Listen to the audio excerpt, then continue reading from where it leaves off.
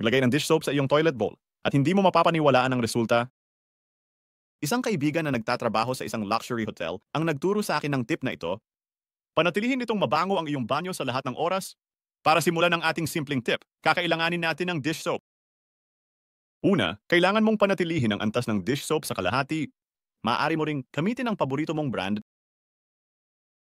Pagkatapos nito, gagamitin na natin ang suka. Siguraduhin na ito ay puti o alcohol vinegar. Huwag gumamit ng ibang uri. Pagkatapos, dagdag ng kalahating tasa ng suka. Sa wakas, kumpletuhin lang ang timpla gamit ang fabric softener. E maaari mo ring gamitin ang paborito mong brand dito. Ngunit pumili ng concentrated na produkto para sa mas magandang resulta. Tulad ng nakikita mo, hindi natin pinuno ang buong bote.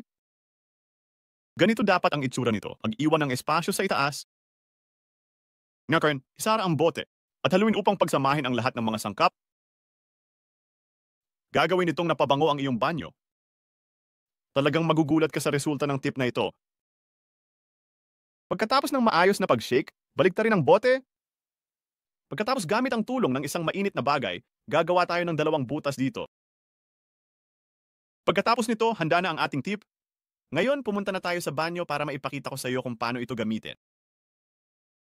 Una, lisin ang takip ng tangke ng toilet.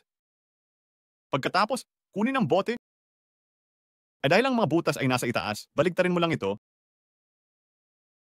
Pansinin na lalabas ito ng patak-patak. Ngunit sa sandaling ilagay natin ang bote sa loob ng tangke ng toilet, lalabas lang ito kapag nag-flush tayo.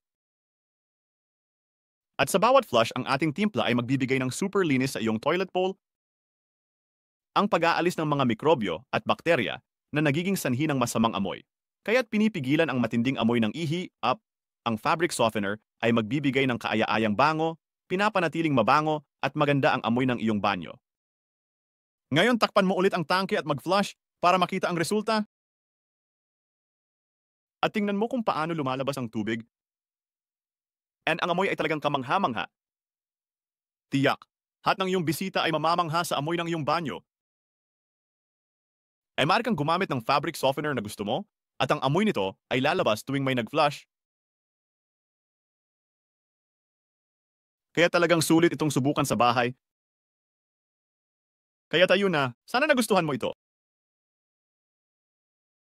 Salamat sa panonood.